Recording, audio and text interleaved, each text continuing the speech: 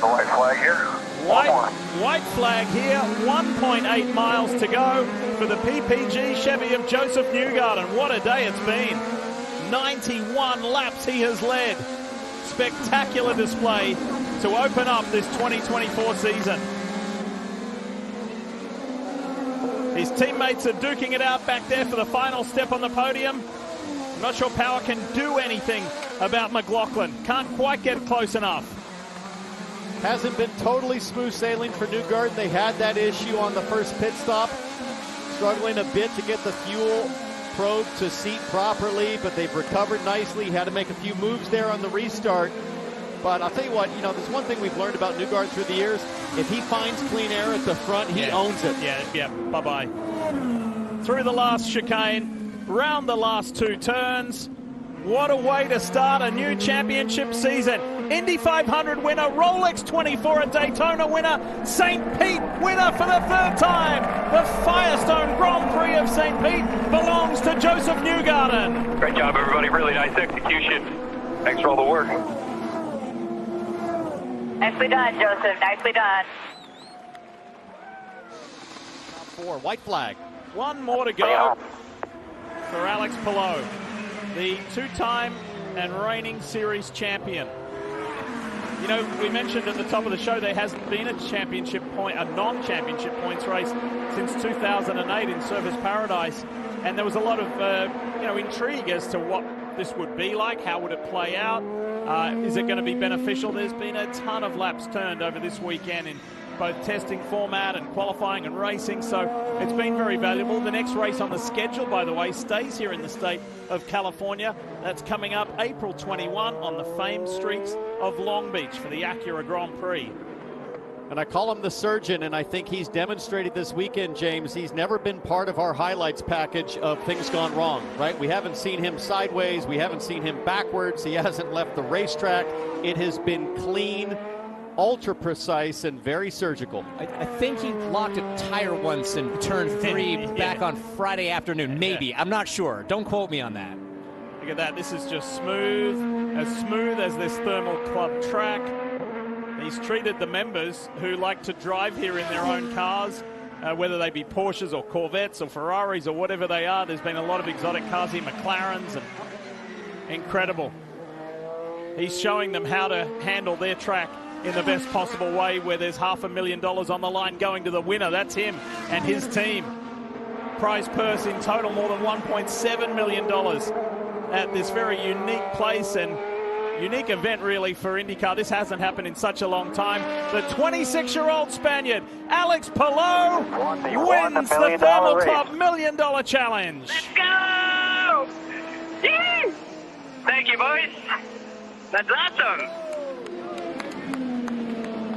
Scott McLaughlin of Team Penske follows him home in second, and Felix Rosenquist for Meyer Shank Racing in third.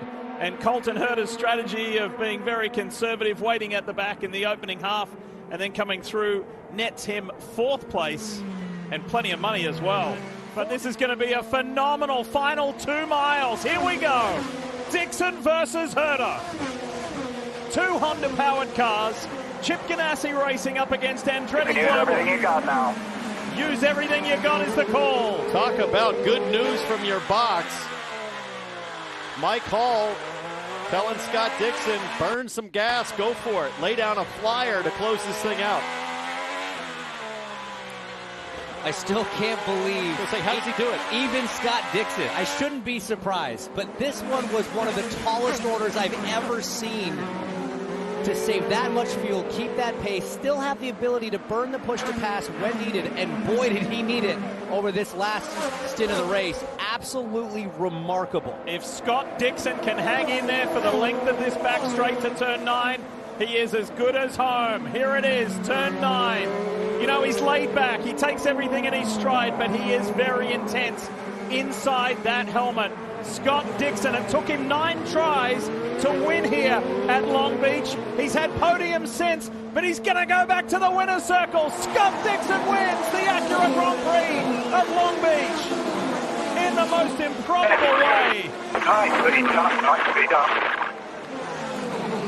And I can tell you that one of the early backers of his career. Sir Colin Giltrap recently passed away in the early days of this week, and that's Scott with a heavy heart.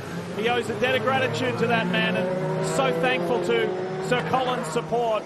A lot of New Zealand motorsport fans have heavy hearts as well, so that one will be for Sir Colin Giltrap. This is the stuff that dreams are made of. For Linus Lundqvist as a rookie to be chasing down a two-time champion and an Indy 500 winner in Will Power, one of the most famous names in IndyCar history. And No pressure behind you. Nice job. Lundqvist with 55 seconds just became eligible on that push to pass, but he doesn't look close enough yet.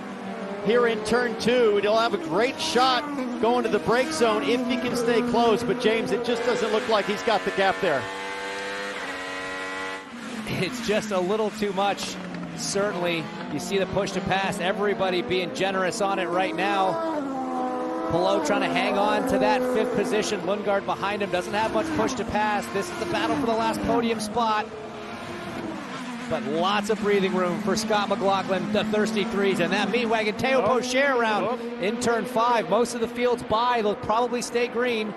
So McLaughlin, whose week started with controversy, couldn't believe when he got the news that himself and Joseph Newgarden were disqualified from the season opener for the team being outside the rules and regulations of the push to pass. He was last in the championship points after that DQ. He has answered it emphatically. Scotty Mack, McLaughlin wins at Barber for back-to-back years, and Team Penske back on top. Oh yeah, 33 to the moon, boys. Thank you so much. Well done, team. So proud of the execution. So proud. Thank you. It'll be 1 to go at the line for these two as Armstrong, there's the white flag for Pelot. There's Power. Copy that. Bring it home, says Barry Wanza, and typically minimal speak on the radio by Alex Pelot. Simply copy that.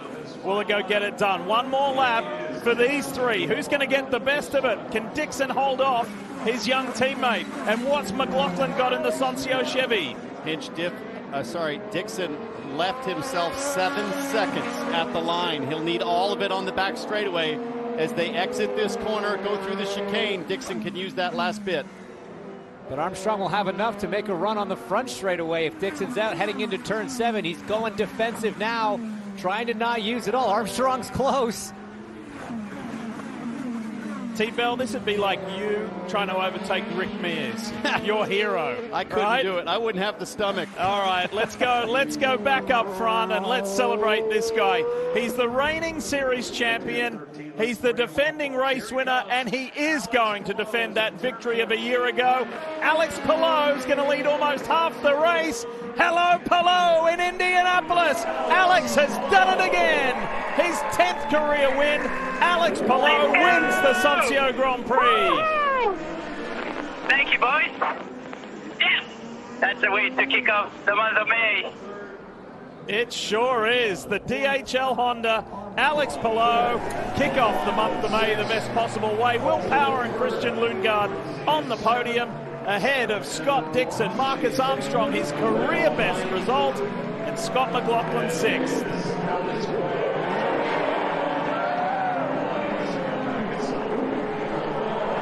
You watched today, guys, was the Pelot show. Once again, that surgical precision, absolute perfection from him on the track and the team in the pits. If a yellow comes out now, we can't red flag it. White flag, amigo. White flag.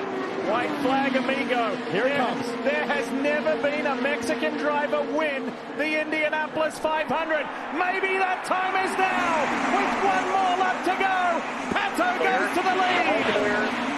He's not going to lift this time. He did it against Ericsson and lost Pato O'Ward to the front off of turn 2. 5 back. 6 back. O'Ward tries to break the draft.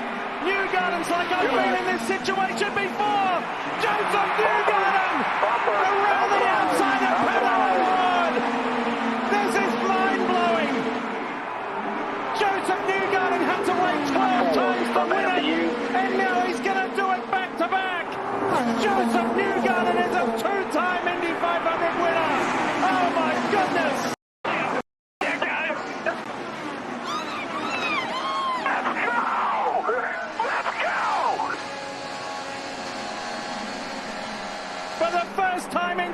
years, a driver has won back-to-back Indy 500s, and it's Joseph Newgarden. Win number 20 for Team Penske. And Pato O'Ward's heart has been broken again. Proud of you there, friend. Awesome job today.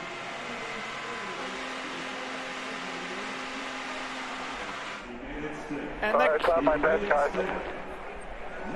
the captain and his family, the kids and the grandkids are there to watch win number 20.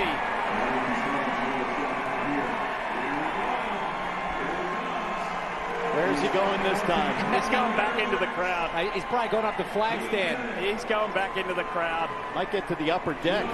That was an insane move. Awesome, awesome. That was a true battle. The last 5 laps between this man and Pato O'Ward.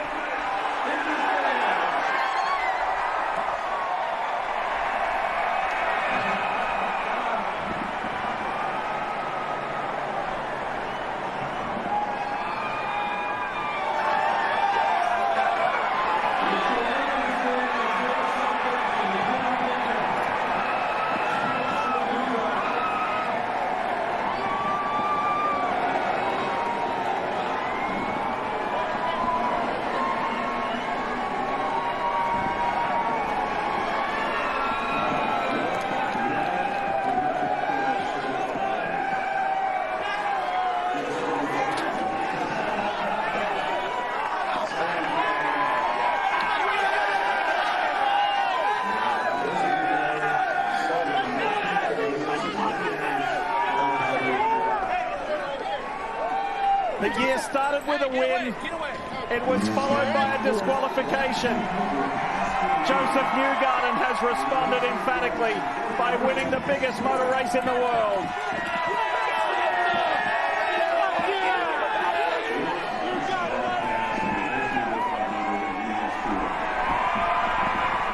I don't think there's time to close down a 2-second gap. Great drive from Marcus Ericsson to get himself into this position, but Dixon has taken the white flag. 1.6 miles to go. Ericsson's got, what, 11 seconds of push to pass left. Dixon, the fuel-saving master, the race-winning master, is so close to becoming this season's first multi-time winner. He won on the famed streets of Long Beach. And here on the streets of Detroit, Scott Dixon. Just that calm voice of Mike Hull on the radio, the managing director of Chip Ganassi Racing, the way that they can just tiptoe through the chaos and stick to their plan. And the confidence in the numbers, knowing the fuel that they have, knowing the fuel their driver is able to achieve while maintaining pace, just like Long Beach. He appears to have done it again. And the 43-year-old New Zealander in a couple of weeks will be racing at the biggest sports car race in the world at the 24 Hours of Le Mans. But right here in the Motor City, Scott Dixon and Chip Ganassi Racing win. They spoil the GM party. Remember where victory lane is. Remember where victory lane is. Scott Dixon knows that more than anybody in the modern era on how to get to victory lane. Dixon does it again and takes the lead of this championship. Another fantastic job, everyone. Thank you so much. That was cool. Another that was cool. Dixie masterclass on fuel saving. You called it. Crunched the numbers, knew what their driver was capable of. This team is so good at executing in these difficult situations. 1 to go. 4 more miles for Will Power and the Verizon Chevrolet. And a 2-year drought will be ended at the end of this final lap. And that last lap, no softy, a 144.5 from Will Power, putting a stamp on things here today. Newgarden and McLaughlin, 45.1 and a 45.4 respectively. So he's going to do it with grit, determination, and pushing the limits all the way to the end. Just to underscore how much this victory is going to mean to Will Power. He went 16 consecutive seasons with at least 1 win. And then you go winless last year? He's like, what's going on? I got to get back to the winner's circle. And then already through 6 races this year, it didn't come. And that's been a point of frustration. However, his consistency has been amazing. He's had a couple podium finishes, finished second on a few times as well, and he kept saying, man, I'm so sick and tired of finishing second. But when you keep putting yourself in that position, you keep running up front, having those mistake-free races, eventually the brakes are going to fall your way, and this was not anything falling his way. This one was earned throughout the entire race, and a great final pit cycle, saving the fuel when he need to and putting on the power when it called for it. And at the same time, for Team Penske, a few corners away from a 1-2-3 finish diff. It's been a long time since they had that. 2017, Sonoma was the last Team Penske 1, 2, 3. Simon Pagenaud, Joseph Newgarden, and Will Power. But today, here at Road America, the XPEL Grand Prix is all about Will Power. Power ends a 2-year winless drought by winning here. Congrats. Finally. Finally. Boy, that didn't take long. Oh, man. There you go. Well-deserved win. We have to fight for all of them. Guys deserve that. Feel great that we finally win a race. That is career win number 42. That moves Will Power into a tie for 4th all-time with Michael Andretti. And Not as per usual. Good deal. Since we're not racing this engine, I think I can do some donuts, right? So a top 5 goes away for Joseph Newgarden as Alex Palou sees the white flag. One more to go, and the gap is more than 2 seconds on Colton Herta. It's so impressive to me that no matter which way the strategies play out, the 10 always find themselves up at the front. Chip Ganassi Racing so good at executing race strategy, and once again, even though it looked like it was all coming unraveled from that pole position start, once again, we are seeing the Palou show. He started up front. We said it at the beginning of the race that the only way to potentially stop this guy is to jam him up early. Andretti Global did that with Kyle Kirkwood getting to the front. Now Colton Herta rides in second, but still, between both of their star drivers, there is nothing for Alex Palou today at Laguna Seca. Podium still somewhat in question. Does Grosjean have anything to get up to Alexander Rossi? Meanwhile, out front, Alex Palou. Strategy was in question at one point. Once again, Chip Ganassi Racing made the right call. One more corner to go for Alex Palou.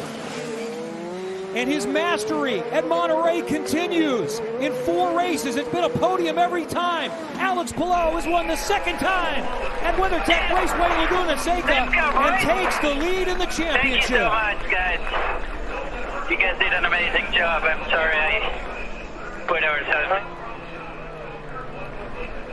And they stack up even tighter, Kevin. White flag. White flag. Palou versus O'Ward for the win. 1 to go. Is it going to be Pato O'Ward and Arrow McLaren winning on track for the first time in 2 years? Or is Palou going to take even more control in the championship and go back-to-back in Mid-Ohio and back-to-back in the season? He won 2 weeks ago at WeatherTech Raceway Laguna Seca. This is one of the last best passing zones, and Palou is not close enough. O'Ward may have to deal with Simpson right in front of him. But it seems like Canapino is slowing down even a little bit more to try to make it to the finish on fuel. So this is really going to back things up as they come through turn 6. That was a chance right there down the hill into 6. Bit of a defensive line from O'Ward. It was just enough to keep Palou at bay, and I don't know if there's any opportunities left. And keep an eye on that green and black car of Canapino. He might run out of fuel and start coasting, and he does get out of the way. So Simpson is in front, the teammate at Ganassi of Alex Palou. A couple of corners left. Pato O'Ward by 2 car lengths on the main straightaway. He weaves, he wiggles. O'Ward wins. McLaren. Good flag. You just won at Mid-Ohio, buddy. And toppled Alex Palou at Mid-Ohio. Yeah, boy! Long time coming. Long time coming. Enjoy it. Great fuck. Did you see O'Ward get sideways in the last corner? I don't know if that was for show or if that was for go. That was for absolute go. That would have been on the energy deployment from the hybrid, spinning up the wheels a little bit, trying to beat Palou to the line. But how about Palou right to apex at turn 12? He was on the grass. You talked about the aggression. He showed it. He was controlled in it, but he definitely did everything he could. But you cannot take anything away from this man right here. Happy birthday! The thirsty threes to the moon, as they like to say. One more to go. What's really special is the emergence of fellow Kiwi Shane Van Gisbergen in the NASCAR world. And once bitter rivals in Australian supercars, it's great to see these two Kiwis encouraging each other in different series in North America. Scott was happy for SVG last weekend. Shane will cheer on. Scott McLaughlin gets his very first notable win here at Iowa Speedway. Yeah, thank you guys. Detroit. Finally, Scotty Mack will say, he got so close at Texas Motor Speedway a couple of times. Denied by Scott Dixon once, denied by his teammate Joseph Newgarden another, but finally Scotty Mack and the Thirsty Threes have won on an oval. With 6 races left on this schedule and plenty of ovals, Palou has still more opportunities to get that first oval win, because it's going to be hard here with one more lap left to go for Will Power and Team Penske to continue the Penske dominance of Iowa Speedway. It may not be the king of corn country, his teammate Joseph Newgarden or Scotty Mack, who won last night, but the 43-year-old Australian is about to get win number 43. Will Power victorious for the first time at Iowa Speedway. From 22nd on the grid, and Stingray Rob is upside down. Massive crash at the end of this race. Rossi, Ed Carpenter, and Kyle Kirkwood. Heading into the back straight, all sorts of chaos. So, what a find he has been. White flag for Colton Herta. Under 2 miles to go to get back to victory lane for the first time in more than 2 years.